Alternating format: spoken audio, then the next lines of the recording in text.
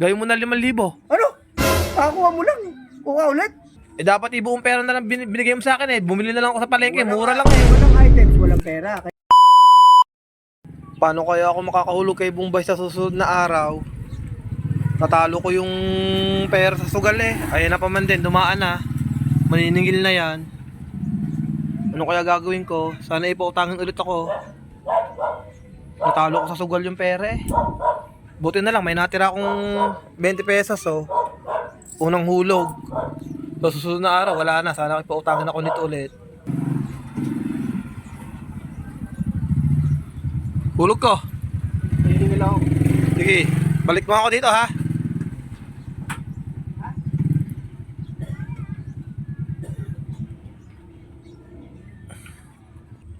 Sana ay pumayag ulit na po, utangin ako nito. Hulog po. Eto. Unang hulog. 20. O, ayan. Ilista ko. Kasi listahan na sa'yo ba?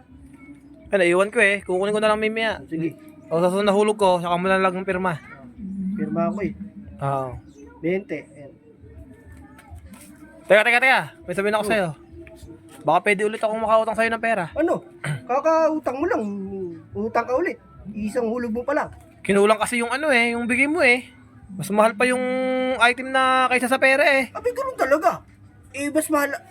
Gusto mo, walang arinola. Walang pera. Eh dapat ibuong pera na lang binigay mo sa akin eh. Bumili na lang ako sa palengke, mura lang eh. Pag walang items, walang pera. Kailangan may items bago pera. Hindi Eh, pwede pera lang. Yung ari na walang binigay mo, dilaw pa, yung loob. Eh, linisin mo na lang. Ginamit muna yun eh, bago ibigay eh. Linisin mo na lang. Original yun. Wala, stick yung anong Magkano Bombay. ba kukunin mo? Gawin mo na 5,000. Ano? Kakakuha mo lang. Kuha ulit. Eh Ang kung laki. Ba't ang laki? kaya ko naman hulugan yun eh, magninegosyo naman ako eh.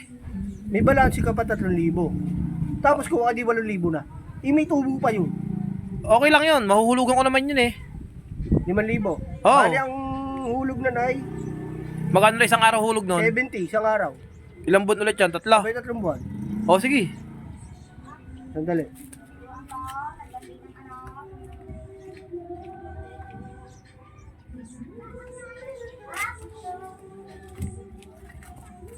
₱5,000.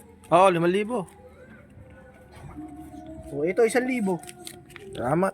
Kulang pa to. O ito unan 4,000. Ah, 5,000. anin ko na may unan mo. Anin ko yan. Pag unan. Siyempre pag walang pera, walang item. Kailangan may item bago pera. Hindi pwede puro pera lang. Tatanggapin mo ba? Hindi. Mabango ba yan eh? 4,000 yan. O, bago yan. Lumang unan to eh. Anin ko to. Kuhanin mo naman. Iunan sa bahay. O, bali 5,000 utang mo. Dumaan ako sa inyo.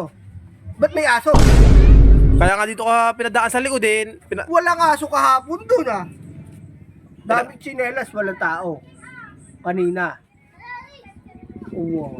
Baka pwedeng pera na lang, wag na unan. Ang mahal ng item eh. Walang pera, walang item. Ano? Anin ko tong unan mo. Ang dami kasi unan sa amin. Kailangan ko pera. Ang daming unan sa amin Wala eh. item, wala pera. Pag wala item, wala pera. Wala si ka namang magpautang eh. May item na kasama. Mahal pa sa... Ano ba? Sige, kukunin ko na yan. No choice eh.